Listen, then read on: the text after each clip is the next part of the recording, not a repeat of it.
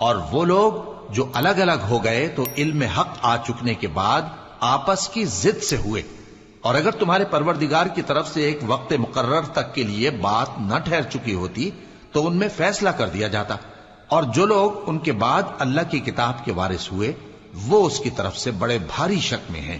تو اے نبی اسی دین کی طرف لوگوں کو بلاتے رہنا، اور جیسا تم کو حکم ہوا ہے اسی پر قائم رہنا، اور ان کی خواہشوں کی پیروی نہ کرنا، اور کہہ دو کہ جو کتاب اللہ نے نازل فرمائی ہے میں اس پر ایمان رکھتا ہوں، اور مجھے حکم ہوا ہے کہ تم میں انصاف کروں۔ اللہ ہی ہمارا اور تمہارا پروردگار ہے، ہم کو ہمارے اعمال کا بدلہ ملے گا اور تم کو تمہارے اعمال کا، ہم میں اور تم میں کچھ بحث و تکرار نہیں۔ اللہ ہم سب کو اکٹھا کرے گا اور اسی کی طرف لوٹ کر جانا ہے۔ اور جو لوگ اللہ کے بارے میں بعد اس کے کہ اسے مومنوں نے مان لیا ہو جھگڑتے ہیں، ان کے پروردگار کے نزدیک ان کا جھگڑا باطل ہے، اور ان پر اللہ کا غضب ہے اور ان کے لیے سخت عذاب ہے۔ اللہ ہی تو ہے جس نے سچائی کے ساتھ یہ کتاب نازل کی اور عدل و انصاف کی ترازو بھی۔ اور تم کو کیا معلوم، شاید قیامت قریب ہی آ پہنچی ہو۔ جو لوگ اس پر یعنی قیامت پر ایمان نہیں رکھتے وہ اس کے لیے جلدی مچا رہے ہیں، اور جو مومن ہیں وہ اس سے ڈرتے ہیں اور جانتے ہیں کہ وہ یقینی ہے۔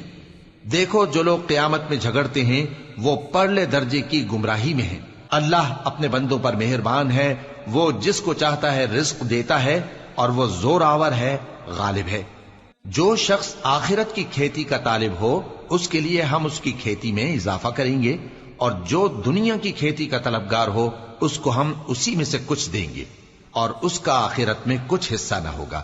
کیا ان کے ایسے شریک ہیں جنہوں نے ان کے لیے ایسا دین مقرر کیا ہے جس کا اللہ نے حکم نہیں دیا؟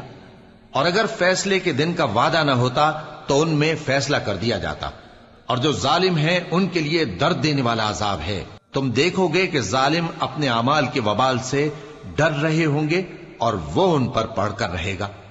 اور جو لوگ ایمان لائے اور نیک عمل کرتے رہے وہ بہشت کے باغوں میں ہوں گے، وہ جو کچھ چاہیں گے ان کے پروردگار کے پاس موجود ہوگا۔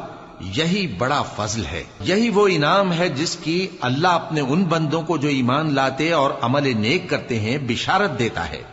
کہہ دو کہ میں اس کا تم سے کچھ صلہ نہیں مانگتا مگر تم کو قرابت کی محبت کا لحاظ تو چاہیے، اور جو کوئی نیکی کرے گا ہم اس کے لیے اس میں ثواب بڑھائیں گے۔ بے شک اللہ بخشنے والا ہے، قدردان ہے۔